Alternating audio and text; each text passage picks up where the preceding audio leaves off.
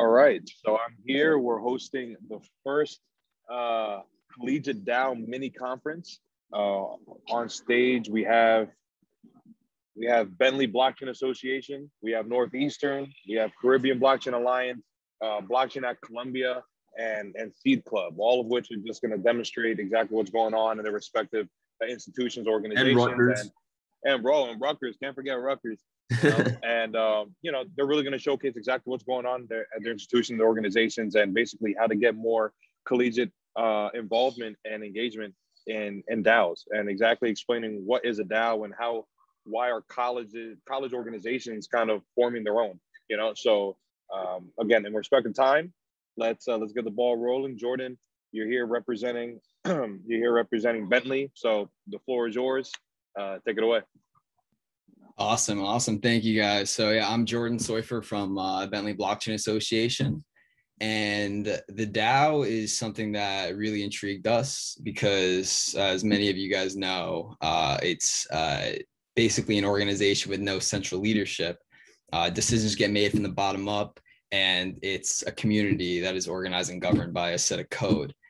And so what this allows us to do is basically enables us to use the blockchain for our club to raise funds, which is an issue that we actually ran into in the beginning. So just before I get into what happened with us, I wanted to talk about like the DAO we saw as a real educational experience with our club. It was a way will be a way for us to use the technology that we teach about and show what the future can hold and get students excited about, the revolution that is coming down the road in the blockchain space. So BBA basically got started because we felt that there was a lack of education in the blockchain space at our university. And so we felt that this was a great way to create a community and obviously get kids excited about this. But when BBA first got started, we actually ran into a big challenge, which was getting endowment funds. And there were other clubs like the investment club, which, they had a lot of the funds, and it was hard to, use that or get that from the school. So the DAO was an amazing way or an opportunity to overcome that challenge and basically show that blockchain is here to change some things and improve a lot. No, that's pretty fascinating, and what's really fascinating about it is just the whole decentralized aspect. And if you kind of look at the true definition of a DAO, right, the decentralized autonomous organization, right? So the organization part is already explicit, right? It's basically the consummation of all these students coming in, like-minded, with a like-minded set of, I guess, train of thought. Everybody loves blockchain, right? But now, how do you incorporate the autonomous aspect of it and then the decentralization aspect of it, right? It's a fairly interesting combination. So I guess what motivated Bentley to kind of get interested in this space, and what do you guys have on your roadmap as you start forming your own DAO, if that's even on your plate? Yeah, that's a great question, Jeremy. I would say that, like I said, the first reason we really got interested in the DAO was because actually there are two reasons. Primarily, it wasn't a way to show students the technology that we teach, because I think blockchain technology as a whole can be a little abstract sometimes for people to understand. It could be hard to comprehend, like blocks, like people imagine blocks and this and that. And it's a new technology and there's not so much simplicity around it. So I feel like this is a way to prove to students that this is one of the examples and applications of this technology. This is how it's revolutionizing something that was usually run by a central authority, but can now be run by itself with codes that you don't need trust. It's more efficient and it can be run in a much better way. So I think that the whole aspect of it being an educational experience and the fact that it can be used to help us, obviously run the club and build cool events for our students. It just basically opens the door to a whole lot more than that we had before.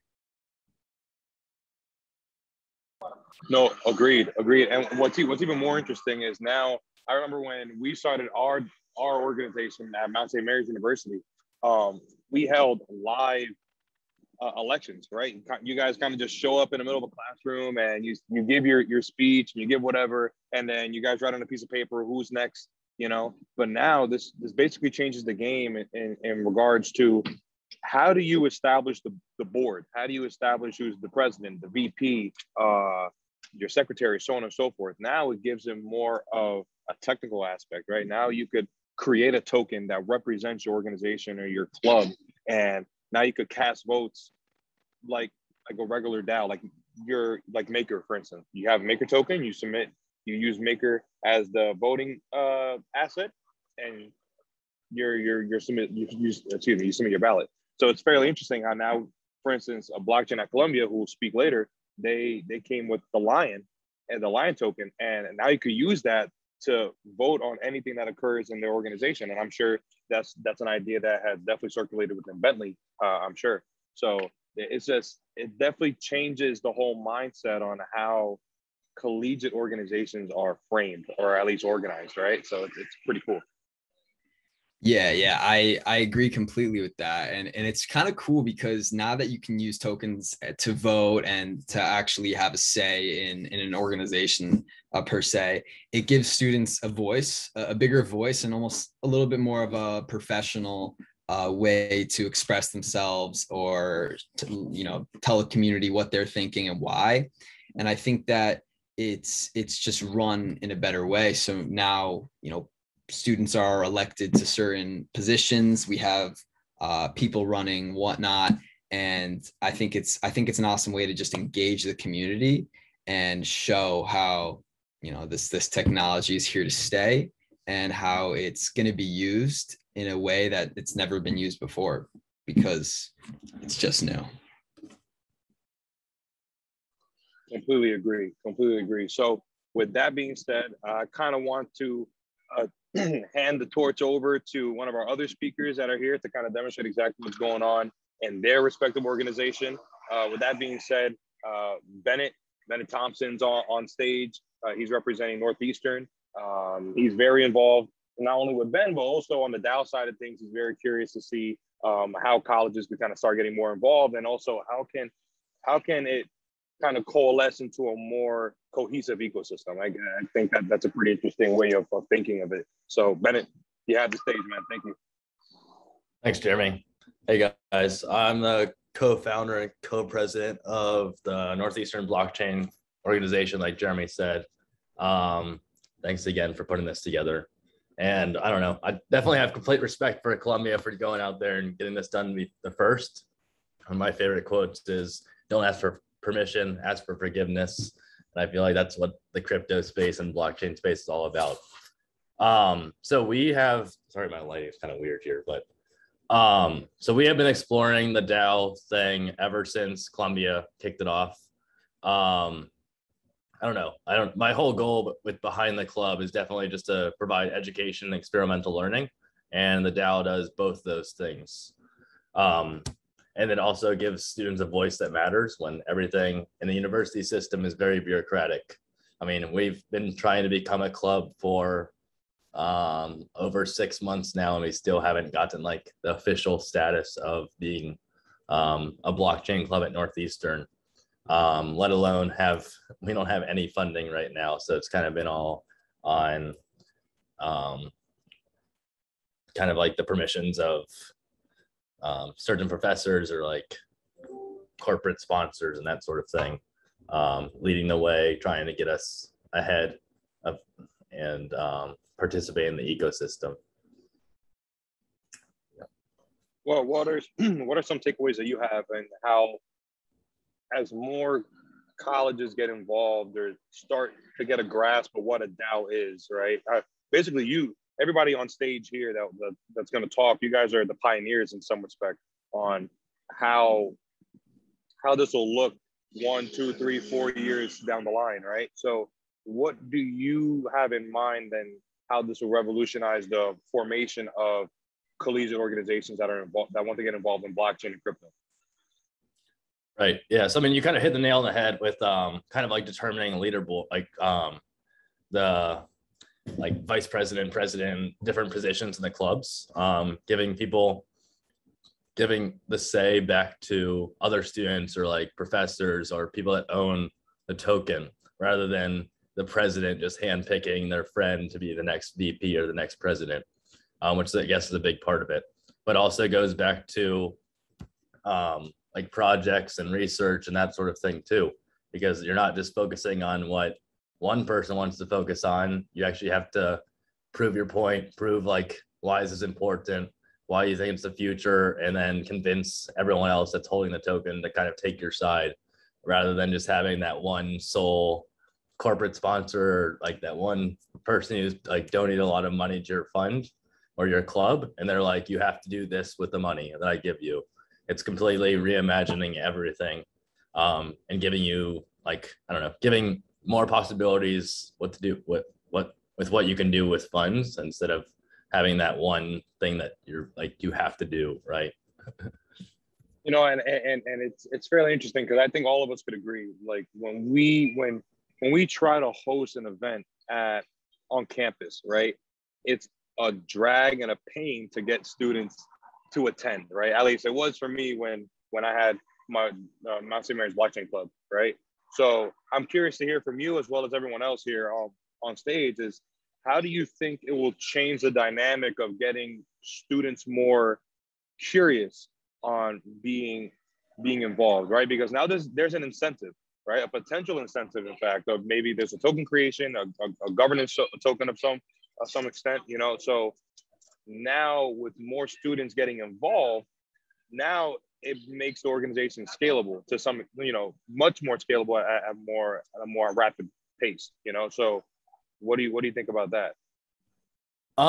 Definitely scalable, but it takes time to become scalable. At Northeastern especially, everyone is very young within grasping what blockchain is or having knowledge behind crypto. I mean, people might throw money at Dogecoin and Bitcoin, but have no real grasp of what it is, like a decentralized currency.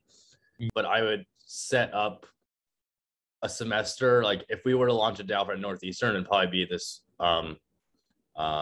this next semester in spring, because I want to be able to, like, I don't know, I feel like it's important to be able to onboard people and like teach them what is a DAO, how to vote on proposals, how to make proposals, and that sort of thing before we start to roll it out and giving like an unfair advantage to people who already know what's going on. So there's a kind of a process involved, which I'm not sure how new Columbia is, or like, I'm sure it's a lot more developed and has been around a lot longer than our club. Bennett, do you think that implementing a DAO at a club would basically give students hands-on experience so that in the future, I mean, I don't think DAO is going away anytime soon. In the future, you know, students will have hands-on experience about learning to deal with a governing body and, you know, voting and, like you said, creating proposals and whatnot. Like, how do you think that's going to affect, you know, students and like some of the skills that they'll develop for the future, and if they go into the space or not? I mean, I feel like in blockchain and crypto, everyone is looking for kind of that, I mean, either education, and then after they get education, I mean, go to the Ben Learn platform, got to plug Ben Learn. And then after they get that education, like, what do you do? I mean, you sit there, you can join Discord, you can participate, you can comment on people's Twitters, start little Twitter streams like Varun does and get 0 likes. Just kidding. Sorry, Varun. But like, you're the only one who liked it.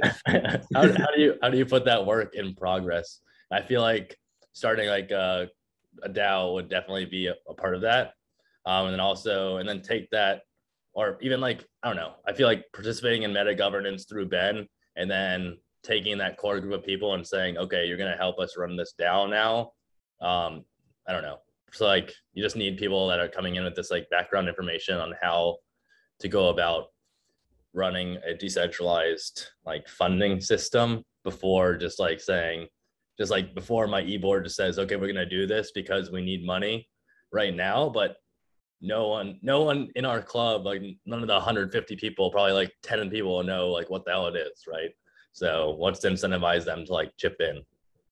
Yeah, I would add, like, I would agree with that. Like, I feel most students, like, they can, like, it's going to be very tough for them to figure out how like a DAO works. Like, even like me, it's like it's a little confusing. Obviously I've been here for a while, but yeah. So, but I would say, like, I guess for the DAO, you would start out with like the most committed, like, crypto knowledgeable people who are first starting it and then running the DAO. And then you could start adding like most of the regular people, I would say. I'd agree with that. I don't think you can like add everyone into the group. People don't even know Yeah, what it's gonna DAO is. that's like, yeah, because like I Yeah. feel like even like it's like I realized like 90% of the kids who are into crypto are only there for like the trading. But you want to get that like 10% who really want to work in the space and like they actually want to build on crypto. Yeah. Yeah, I So, couldn't so, agree more. so that kind of raises a really interesting question: is how can you get students to not be so um, focused on extrinsic value, which is basically what Varun just alluded to, is trading and monetary, like, number go up, right? The mean. And how do you get students to be more bought in to more tangible aspects, right? In terms of decentralization, in terms of governance, right? To understand these complex, nuanced concepts and kind of simplify it so they could grasp and say, oh, you know what? We could definitely run with this. We could definitely make something happen out of this. Like, how can you make it more digestible, I guess, is the real question. I think that to help students understand this and make it digestible, it's got to be obviously oversimplified, I think, because a lot of the things in the blockchain industry are very complicated, and someone might read an article and just not have any clue what's going on. So I think that to get students engaged and to make it digestible for them to understand, it's got to be dumbed down. And I think that hands-on experience will really help their perspective of everything, because like I said, it's kind of abstract. Like when you think of like blockchains, like I've heard of people actually thinking of blocks like in an actual like vault or something. I don't know. I've heard of some crazy people who not crazy people, but people who've just said things like that, and it's funny because but it makes sense. I mean, people just don't understand it. A lot of them don't.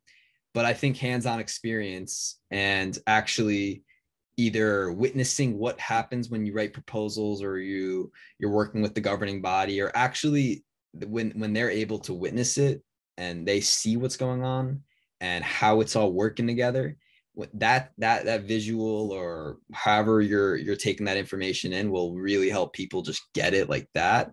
And then I think that's going to be great, because if people can understand what a DAO is and they can get behind that idea or just get this one concept, then they can apply this to everything. I mean, they can start brainstorming. They can start applying this to their other classes or ideas that they have and say, like, how does a DAO fit into this? Could a DAO fit into this? Like, could it be used? So I think that just overall getting the hands-on experience could really help add like a little toolkit and knowledge to them so that they can use it in any way they choose. And that's a great point. So, with that being said, I kind of want to, before we expand on that a bit, I want to hand it off to Stefan, because Stefan is representing CBA, and I'm curious to see how they're tackling this concept and this framework, if you will, over in the Caribbean, an emerging economy of sorts here, especially in the crypto space. I'm curious to see how they're adopting and grasping this nuanced idea of a DAO, right? So Stefan, with basically what Jordan just finished saying, and that was really a fantastic take. What's going on in CBA? How are you guys trying to form your DAO, and how do you see your students adopting this concept over in the Caribbean? That's a great question, and to be completely honest, we're kind of starting from scratch. I've definitely wanted to do this for a long time, but it's been a bit of a journey, just because of, as you can imagine, institutions in the US, for example, can be slow. Multiply that by like 10, and that's how slow they are in the Caribbean. So we've been reaching out to universities for a little while, and then we kind of realized, I mean, we still want to engage them and engage like proper formal clubs, but we also realized going directly to students and student communities actually helps a lot too. So we'll end up basically doing a mix of both. But what we really see and what we want to see is we want to basically bring in everybody, every country, every island throughout the Caribbean and kind of put them into one large DAO. Now, we will definitely also kind of create sub DAOs for particular countries, for particular, like especially if there's something specific to a specific country's needs or goals, we'll have sub DAOs for that. But we definitely want to create the environment for proper regional collaboration. And again, like these students, they're going to be, for the most part, people are generally new to the space.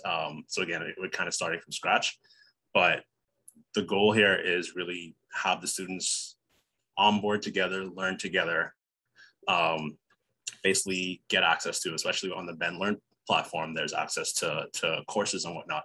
We'll also push them more towards, kind of hands-on learning through, say, Rabbit Hole or something like that, and other platforms like that, just to kind of combine that kind of experience. So they're learning together, but they're also learning in different ways, which I think is really helpful for the entire community at the end of the day. And we bring them together and very slowly, progressively decentralize, where eventually they'll learn more about how DAOs work in general while they're learning about, say, DeFi or Solidity and whatnot. Yeah, the goal there is really to have them move more into, say, governance and kind of that autonomous learning, that autonomous action that people generally in this region are not used to at all. So I think it'll be a real boon for the Caribbean in general, in so many different ways, just in terms of that mentality shift of decentralization and autonomous action, collective action, which is always good, the kind of regional collaboration. And then, of course, just the opportunities that come from learning how to actually engage in the space to begin with. If we can create an army of crypto native students, an army of devs, an army of DeFi practitioners, that would literally change how this region operates in so many ways. So that's kind of how we're looking at it. I want to pick up where you said it's more of a collaborative effort, right? I really like how you said that. And I guess the Caribbean is a really interesting place because, one, for instance, Puerto Rico has become a huge crypto hub, right? Look at what's going on in Cuba with their economy, especially with the political landscape. It's not to get into that kind of conversation, but it's fairly interesting to see how they're adopting crypto on that end as well. And I'm very curious to see how college students on that end are trying to adopt a DAO just conceptually to express their political views, right? It's very interesting to see how they're doing that and expressing it. So how do you see with these social political, I guess,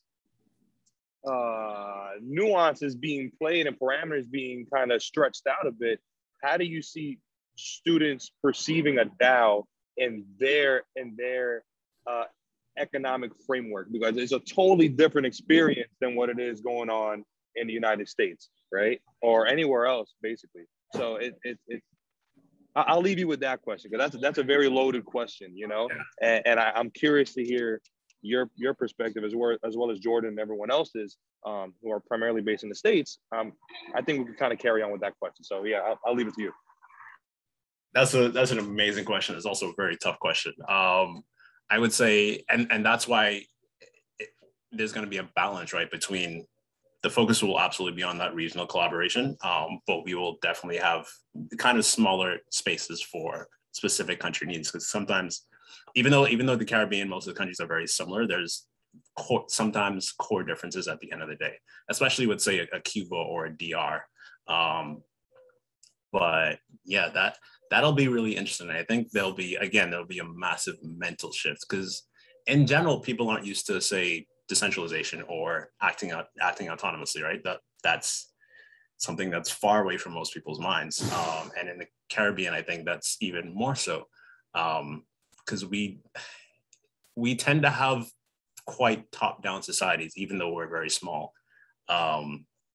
So this is why I think even mostly economically, but again, even like sociopolitically, that could start a major shift in how students see governance, and how students see just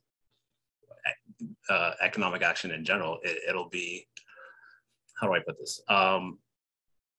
Yeah, in terms of governance, if you have students acting autonomously and realizing, okay, they can actually have a say and have a control in how certain things work, I think that would be, I want to be careful how I say this, but I think that would really change how they approach everyday life, how they approach institutions on the ground, how they approach politics and all these different things.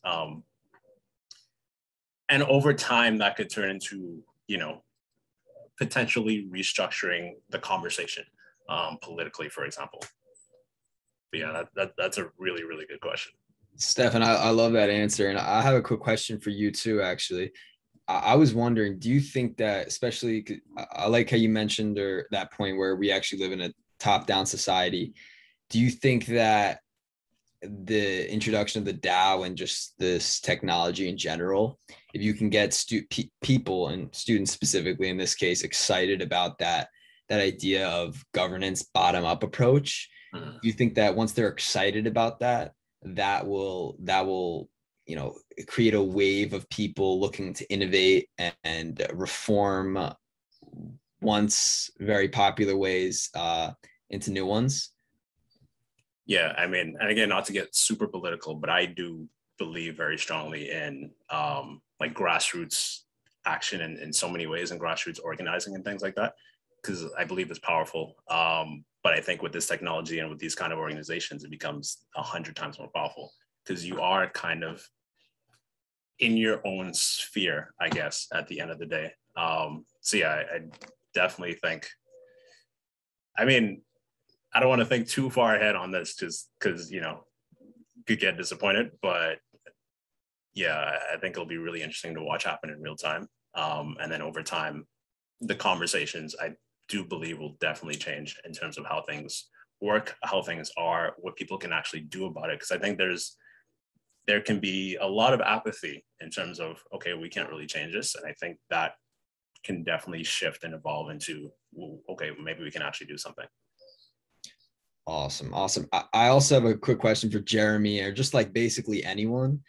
Do you guys think that one of the big barriers to like entry per se with this industry and getting excited about it and learning all about it is the complexities of it and kind of how the technology actually works itself? And do you think that if you can get students excited about the technology in general and show them how it can apply to their life, how it can change their life, how like applications in healthcare, DeFi, supply chain, digital identity, like, do you think if you can get students excited about how this can actually have a serious impact on their life and how they can actually be a part of it, that will create a whole different movement? It's like it's exactly what I mentioned earlier, is everybody is extrinsically motivated by the meme of number go up. The moment you mention Bitcoin is, when can I get rich, right? But nobody really understands the underpinnings that operate Bitcoin, right? Blockchain tech. And I'll kind of extend on that by saying that blockchain has evolved into becoming a public good. And as you mentioned, it's become a public good to such a magnitude that now it's being implemented into a multitude of industries, to the point that it's disrupting it at its core foundation. Supply chain is a fantastic sector. Healthcare, like you mentioned. So now what you're mentioning, or what you're asking, is how can students get more involved or get more curious about it? That's a tough question to answer, because at the end of the day is, how bought in are they in a particular discipline that they're studying, right? And supply chain is a great example. They understand supply chain. Okay, how can we make supply chains more efficient? How can we eliminate bottlenecks? Oh, blockchains could kind of cut cut down shipping time. Oh, blockchains help track provenance, right? So that's one aspect, right? Now on a financial sector is remittances, it's self-sovereignty, right? More attributes than it is concepts, right? I'm kind of going on a rant, but I think you kind of know the rabbit hole that I'm diving down is how can they apply it to their daily lives is the bigger question, as opposed to how can you make the number go up. And once you convince them otherwise, then you have them bought in. But until that cannot be conveyed appropriately and digested in such a manner, they will always think in this me mentality. That's just my take. So Stefan, I'll leave it to you, but that's at least how I'm taking it. I love that though. Great answer. Yeah, no, that's an excellent answer. But yeah, it's pretty much the same thing.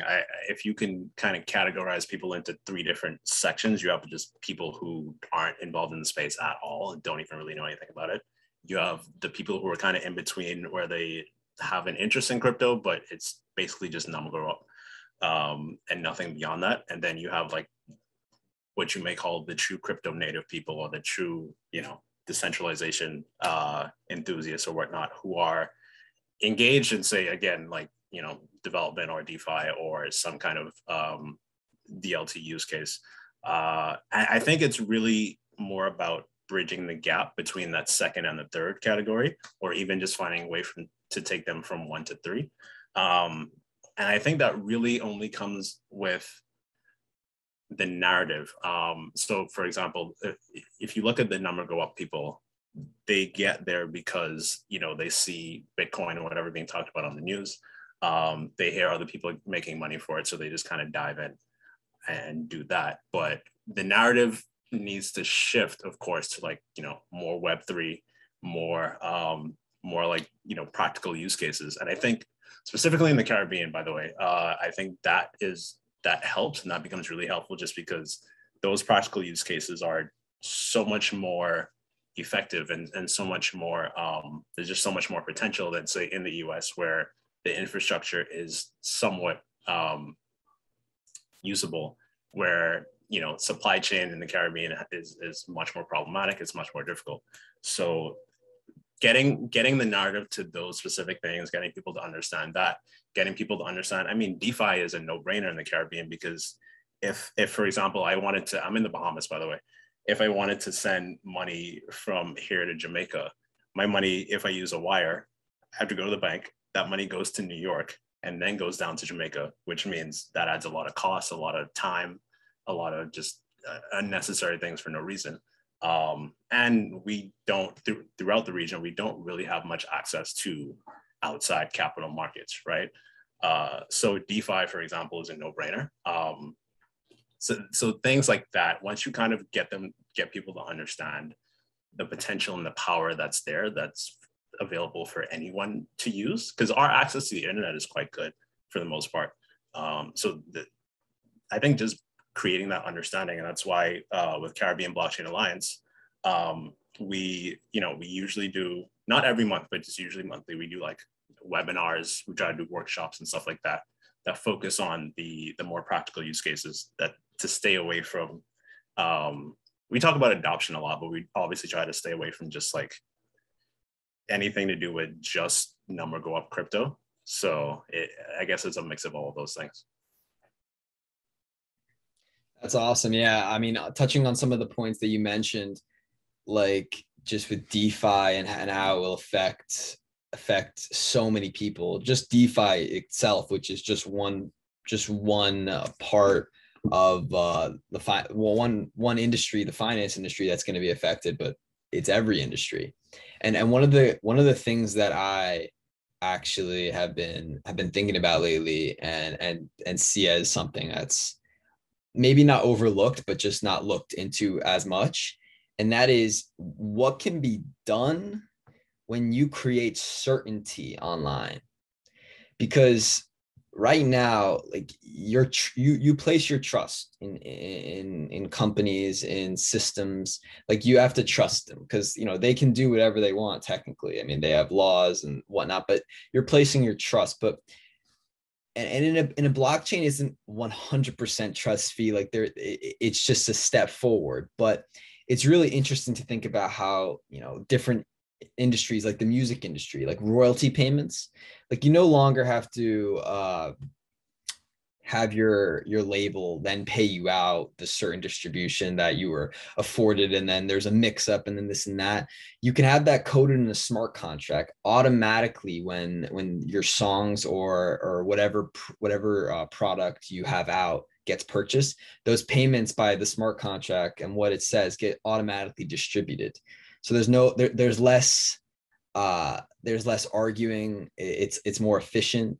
And not only that, but just online, when you create more certainty, when the information you're getting is more certain, and there's less misinformation or mismanagement of data and whatnot. I think that when people start to understand that, that's when you realize like this is a little bit of a bigger picture. It's got far-reaching effects. It's interesting that you mentioned that because, excuse me if I pronounce this incorrectly, but Jaime,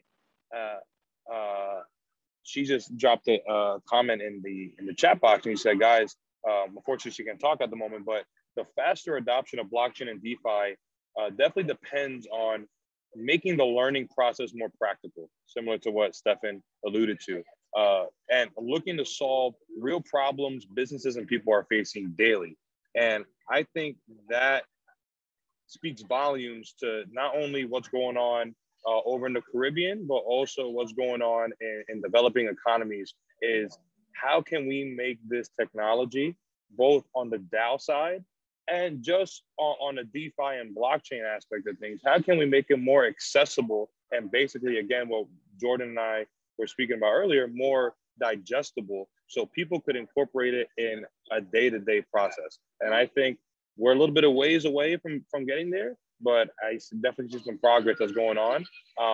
And collegiate DAOs are the ways. Is a good step in the right direction, right? But with that being said, I don't see blockchain at Columbia on here or Seed Club, unfortunately, but Rutgers is still on. Varun and Chris Buren.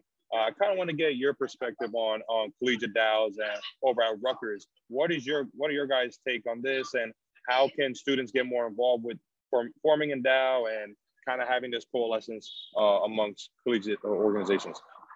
Yeah, so I was thinking, I think the best, because the thing is, I was just talking to Chris over Telegram, is we're gonna probably have problems if if this DAO is officially aligned with the school, right? So you would probably have to make the DAO kind of an unofficial thing, the Barstool page on your school, right? Something like that. And I would say at least for Rutgers, what I would try to do is make more an alumni kind of DAO, and maybe the students can get involved too. But I guess DAO would be more for the alumni. I think that would make a little more sense. Yeah, Varun's on the right track there. I'm a party guy, right? Like to party. I don't like to rain on people's parades, but anytime we went through this with Rutgers, because we received funding from the dean's office and we got involved in all that back office bureaucracy type of stuff. Anytime there's any kind of funds being transferred to some unit of a university, if it's a department or a research center or a club even, there is a ton of red tape. If there was any kind of external funding, like what you're talking about with DAOs, going to come into a center or a club, the way it works at Rutgers, and I'm pretty sure it works this way at all these other universities, is that the university foundation, whose job it is to raise money through alumni and companies for the university, at Rutgers, they take, I think it's 15 or 20% off the top, just as a facilitation fee. And then there's all kinds of other fees and things like that, but 15, 20% right off the top. So any kind of thing where it may look like some part of a university is trying to get around that and not pay their ticket to get in line or anything like that, they're going to get in big trouble. So I think, if anything, obviously I'm all for education. I think it's a really cool idea, but students trying to start their own official, university DAO type of thing, are going to get hit with a hard reality. So maybe doing stuff that is more out of the university, like with Ben or alumni, maybe if you pair up with people that aren't affiliated exactly with the university anymore, and then maybe you just like, this the money from this DAO goes towards students, and you can trust us, for alumni in good faith, we'll send it to the students, and that could even have implications. So it's a really dicey game to get this right.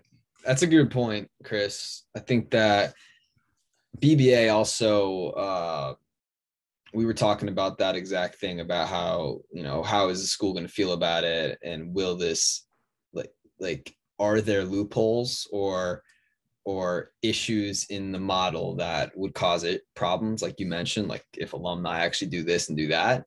And I think you're right. I think the DAO definitely has to be set up properly, and it has to work in a certain way that it's less students making big time decisions and more the code running and only allowing certain actions, like, either fun, to teach, to make certain proposals, or to obviously release funds. So I think you're right. It definitely has to be released in the proper way, and it might have to be a slow onboarding process so that you don't jump into it, and it slowly gets adopted, and that way you figure out what works and what doesn't. Hey, can I is Columbia here? Because I'd like to know if Columbia actually knows about it. Like, does have professors or any staff picked up on the DAO getting publicity? Or have they made any comments back at the Columbia Club? I asked Eric about it. Real quick, I asked Eric about it. Is Blockchain at Columbia is not the club, right? They're like an independent thing from the university. Is that right, Jeremy? That's correct. So there you go. Yeah, Blockchain in Columbia is they're registered at the school, but for this particular initiative, they had said that they were going to spin off a separate organization and deploy it as a 501c3 nonprofit.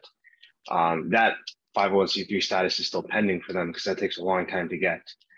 We have ours, and so for our Ben token, right, like we're able to do that, and we're allowed to do that, and so any students who want to get involved in DAOs are welcome to come and do it through us. But when doing it at the particular university, it's usually the case that the clubs that have done these DAO-like things have done it under a separate organization that's not officially affiliated with the school. And the token itself is not branded with the school's name. So Columbia's token is the lion token. So it's the mascot, it's not like the Columbia University token. That would be very bad for getting the attention of the universities. Yes. On that note, I think BBA had an idea of doing the Falcon token too, which is the mascot. But, I think that's something we definitely have to look into. And like you mentioned, you don't want to really attract the school attention if you're doing this in a low key way. So I think that it's really a happy medium between finding the right logo or the right thing you're trying to represent in a say. So I think it's a balancing game right now, especially when this is so new and there's gray regulation around it. Absolutely. So with that being said, we have about 10 minutes left here in the session. Again, with respect to everyone's time. So I'm basically just going to open the floor to the viewers that are here to ask any questions.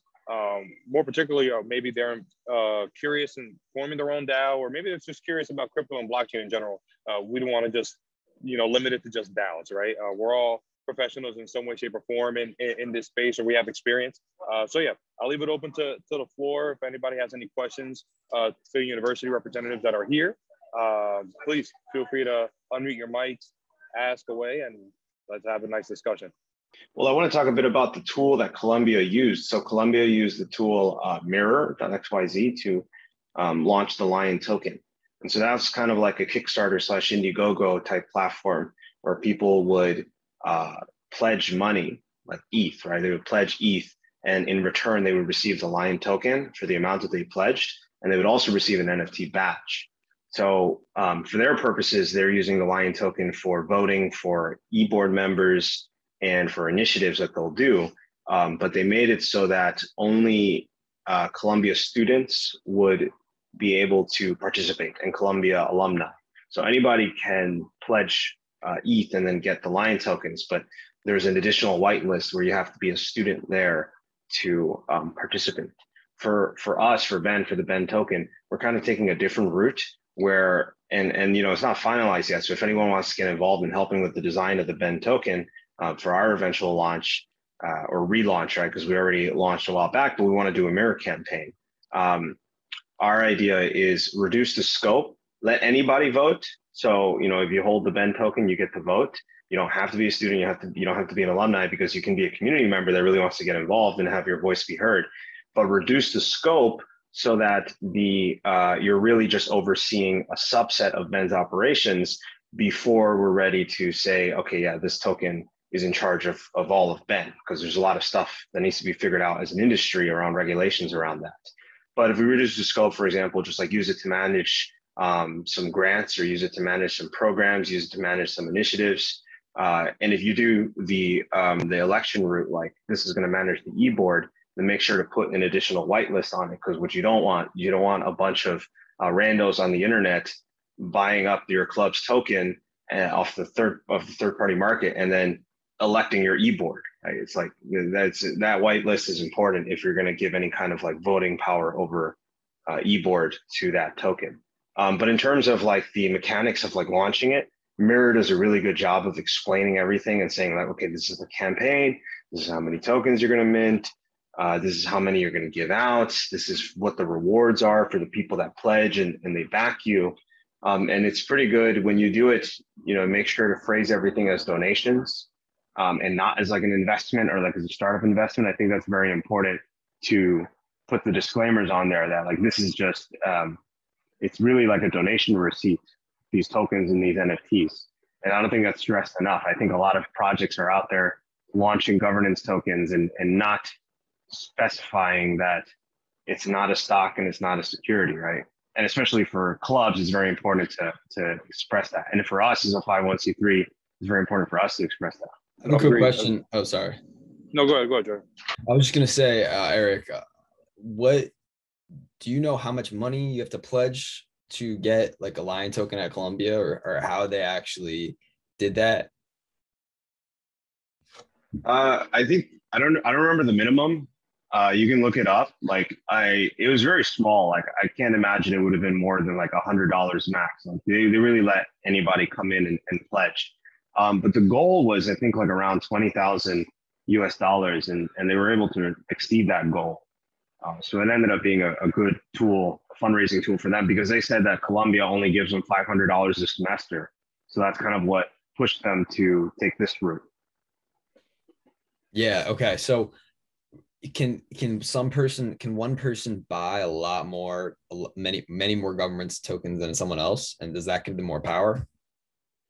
Yeah. So their governance structure is one token equals one vote. So if someone pledges more, they get more vote. But they have, the way they did it is they have the additional whitelist. So there's like, you can participate and get the NFT and then get the tokens so that there's some like backing and that you pledge your support. Like, for example, like I did that, but you wouldn't be able to vote in it unless you were a Columbia alum or a Columbia student. So for the alums and for the students, yeah, the more tokens that you purchased, the more voting power you'll have in their e-board elections. Gotcha. So it's like stake in a company, like almost in a sense. You get the more stake you have, the more say you have. Yeah. Awesome. So we have about 5 minutes left. I'm just gonna leave it for like concluding statements for all the representatives here on the call. I think it's been really insightful and productive session, especially with the short notice that we did and just trying to create all this and get everybody on board. Really, I want to thank everybody for hopping on and kind of demonstrating and exhibiting exactly what you're doing in your respective universities and organizations. And I think you guys are doing a really fantastic job, and you're really setting the precedent moving forward and on exactly how DAOs will be adopted as both a framework as well as adoption wise on a collegiate level, especially as it begins to scale. So again, with that being said, I'll leave the floor open to everyone else to give your final remarks, and then kind of wrap things up from there. My final remark is that NFTs are a lot easier to play around with than tokens, in the sense that it's a lot easier to mint NFTs and kind of sell them or do fundraise using NFTs than it is a token, because I might get into like unregistered security territory. So it's just a thought. I mean, Columbia had the NFTs as part of their fundraising campaign. I've seen a lot of nonprofits fundraise through NFTs. So you make an NFT, you make a nice art or a nice design, and you could do both. I mean, both that's doable. But if I would say if you're looking at doing tokens, also include NFTs, because those not only are those hot right now, but there's also like there's a lot of potential for fundraising mechanisms that you can do with that. Would students just buy the NFTs and like get some picture or whatever the NFT was, and then the money would go to the organization and they would get the NFT? Or what does the NFT actually represent? So the NFT would represent like a digital thank you card for a donation. That's the most base level. Like, I donated this money, and then I get a digital thank you. It's a badge. I can put it. I have it on my profile, on my Web3 profile, right, wherever NFTs are displayed. And then if you want to go beyond that, yeah, you could do interesting things like, I mean, you can make NFTs. You could make it so that you can vote with NFTs as well, not just with tokens. You can make it so that the NFTs give you access to a certain like group chat or a certain like or web page or like a special members only section or supporters only. You could even make it that the NFT is redeemable for something in real life, like limited edition club sweater or club Patagonia or club shirt. There's a lot of things that you could do with NFTs in terms of redeemables, unlockables, and just bragging rights at the base level. Yeah, I don't think NFTs have really reached their potential, besides the memification of it, right? Because the memes make numbers go up, right? They kind of run in parallel with each other. But the penguins, I think the penguins are they've reached the potential of memifying NFTs.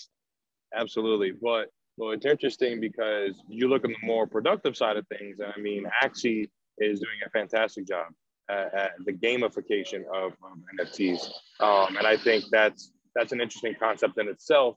But there's definitely more to it, right? And I think collegiate DAOs are in a right position to kind of carve their own moat in what NFTs could be used for in terms of participation, as well as, I guess, how do I say it? Not cross-contaminate, like cross interaction, if lack of a better phrase, amongst different collegiate DAOs in the expanding ecosystem, right? Just imagine now everybody being able to participate in other organizations' governance processes. I think that's a really interesting concept to think about moving forward, because if DAOs are becoming more of a formal thing, it's become norm, then these are certain lobbying mechanisms that could be in place, right? So it's I'm really excited to see how collegiate organizations start adopting DAOs. That's gonna be fun, especially NFTs as well. So yeah. Yeah, I mean, I agree with all that. I definitely think NFTs are going to be one of the best ways to crowdfund going forward. And then just in terms of like the interactions between collegiate DAOs, we're going to see a lot of, say, DAO to DAO interactions, DAO to DAO pooling, things like that, where you're basically building these kind of relationships that are fully on chain, fully crypto native. And I know you guys know Mirror, so the splits smart contract style that came from Mirror, which is basically you can basically connect two entities in one interaction and kind of keep it that way perpetually, so that you can literally, connect Columbia and Berkeley, for example, to the split, so that whoever donates to one donates to both at the same time. And it just creates really interesting actions or fundraising opportunities. And you could actually get it to the point where, you know, every single collegiate DAO under, say, the Ben ecosystem could all be in you could create multiple splits so they're all kind of affected. And whoever donates to one kind of donates to all at the same time. And that just creates, we're going a little far here, but that just creates a lot of economic opportunity for everybody. So, but yeah, just to say that for my closing remarks, I mean, this is something that I wanted to see for a long time. And it's just amazing that all of it's happening now at the same time. It's beautiful to see. And we'll definitely be learning a lot from you guys and how you interact and how you do governance and things like that. So yeah, happy to be here. Actions, right? If you guys we're almost finished with our mirror proposal and we'll be publishing that soon.